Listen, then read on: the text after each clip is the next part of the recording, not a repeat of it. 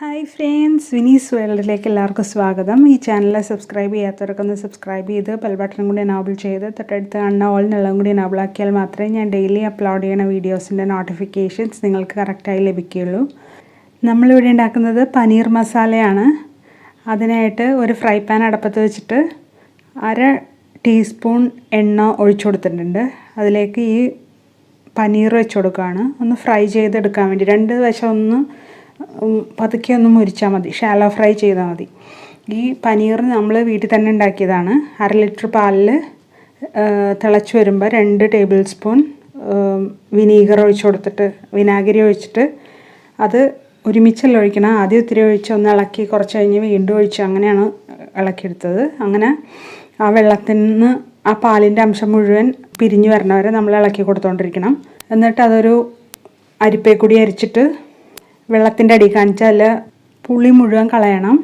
എന്നിട്ട് ഒരു തുണിയിലെ വെള്ളം ഇട്ടിട്ട് നന്നായിട്ട് പ്രസ് ചെയ്ത് അതിൻ്റെ വെള്ളം മുഴുവൻ കളഞ്ഞിട്ട് ഒരു പാത്രത്തിൽ നന്നായിട്ട് അമർത്തി വെച്ചിട്ട് ഫ്രിഡ്ജിൻ്റെ ഉള്ളിൽ വെക്കണം. എന്നിട്ട് കട്ട് ചെയ്തെടുത്താണ് നമ്മൾ ഈ പനീർ. അതിപ്പോൾ 2 വശവും ഷാലോ ഫ്രൈ ചെയ്തെടുത്തിട്ടുണ്ട്. നമ്മളിനി ആ പാത്രത്തിലേക്ക് തന്നെ കുറച്ച് എണ്ണയും കൂടി ഒഴിച്ചു കൊടുത്തിട്ട് ഒരു സവാള അരിഞ്ഞത് ഇട്ട് കൊടുക്കുവാണ്. ഇനി ഇതൊന്ന് നന്നായിട്ട് ഫ്രൈ ചെയ്തെടുക്കാം. ഇനി ഇതിലേക്ക് ഇടുന്നത് ഇഞ്ചി വെളുത്തുള്ളിയാണ്. അതൊന്ന് ചോപ്പ് ചെയ്തതാണ്. ഒരു 4 വെളുത്തുള്ളിയും ഒരു ചെറിയ കഷ്ണം ഇഞ്ചിയും മാത്രം മതി. നമ്മൾ ചിക്കനിലൊക്കെ ഇടുന്ന പോലെ അത്രയും ഇടേണ്ട ആവശ്യമില്ല. ഇത് പേസ്റ്റാക്കിയിട്ട് ഇട്ട് കൊടുക്കാം കേട്ടോ. നന്നായിട്ട് വഴറ്റി കൊടുക്കാം. ഇനി ഇതിലേക്ക് 2 പച്ചമുളക് കീറിയിട്ട് അതൊന്ന് ഇട്ട് കൊടുക്കുന്നുണ്ട്. കുറച്ച് വേപ്പിലയും കൂടി ഇട്ട് കൊടുക്കുന്നുണ്ട്. നന്നായിട്ട് മിക്സ് ചെയ്ത് കൊടുക്കാം. ഇനി പൊടികൾ ഇട്ട് കൊടുക്കുകയാണ്. 1 ടീസ്പൂൺ മല്ലിപ്പൊടി ഇട്ടിട്ടുണ്ട്. ഒന്ന് ഇളക്കി കൊടുത്തിട്ട് 1 ടീസ്പൂൺ മസാലപ്പൊടിയും കൂടി ഇട്ട് കൊടുത്തിട്ടുണ്ട്. ഇനി ഇട്ട് കൊടുക്കുന്നത് മുളക് പൊടിയാണ്. 1 ടീസ്പൂൺ മുളക് പൊടി ഇട്ട് കൊടുത്തിട്ടുണ്ട്. അല്ലെങ്കിൽ നിങ്ങളുടെ എരിവിനനുസരിച്ച് ഇട്ട് കൊടുക്കാം കേട്ടോ. 1/4 ടീസ്പൂൺ മഞ്ഞൾപ്പൊടി കൂടി ഇട്ട് കൊടുത്തിട്ട് പെട്ടെന്ന് കുറച്ച് വെള്ളം എടുത്ത് ഒഴിക്കാം. അല്ലെങ്കിൽ ഒരു 2-3 ടേബിൾ സ്പൂൺ ഒഴിച്ചാൽ മതി. അല്ലെങ്കിൽ പെട്ടെന്ന് ഇത് കരിഞ്ഞു പോകാൻ ചാൻസ് ഉണ്ട്.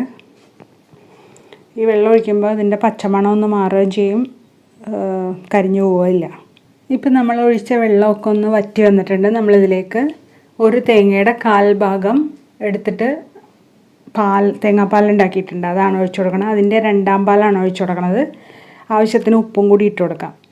നിങ്ങൾക്ക് വേണമെന്നുണ്ടായിരുന്നെങ്കിൽ ആ സവാള വാട്ടി പൊടി ഇടുന്നതിന് മുമ്പുള്ള സമയത്ത് ഒരു തക്കാളിയും കൂടി ഇട്ട് കൊടുക്കാമായിരുന്നു കേട്ടോ.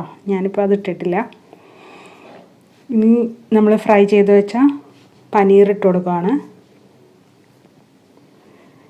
ഇതൊന്ന് നന്നായിട്ട് തിളച്ച് വരുമ്പോൾ നമുക്ക് 1ാം പാൽ എടുത്ത് വെച്ചിട്ടുണ്ട്, അതും കൂടി ഒഴിച്ചു കൊടുക്കാം. ഇത് തിളക്കേണ്ട ആവശ്യമില്ല. ഒന്ന് തിള പൊട്ടുമ്പോൾ തന്നെ നമുക്ക് ഫ്ലെയിം ഓഫ് ചെയ്യാം. ഈ പനീറിൽ മുട്ടയിൽ അടങ്ങിയിരിക്കുന്നതിനേക്കാളും കൂടുതൽ പ്രോട്ടീൻ അടങ്ങിയിട്ടുണ്ട്. കുട്ടികൾക്കൊക്കെ കൊടുക്കാൻ വളരെ നല്ലതാണ്. ഇത് ചപ്പാത്തിയുടെ കൂടെയും അപ്പത്തിൻ്റെ കൂടെയും ഇടിയപ്പത്തിൻ്റെ കൂടെയും പുട്ടിൻ്റെ കൂടെ ചോറിൻ്റെ കൂടെ വരെ കഴിക്കാൻ നല്ലതാണ്. ഇതിപ്പോൾ എല്ലാവർക്കും ഇഷ്ടമായി എന്ന് വിചാരിക്കണം. ഇഷ്ടമായെങ്കിൽ ലൈക്ക് ചെയ്യാനും കമൻറ്റ് ചെയ്യാനും ഷെയർ ചെയ്യാനും മറക്കല്ലേ. സബ്സ്ക്രൈബ് ചെയ്ത് ബെൽ ബട്ടണും കൂടി എനാബിൾ ചെയ്യണേ. Thanks for watching.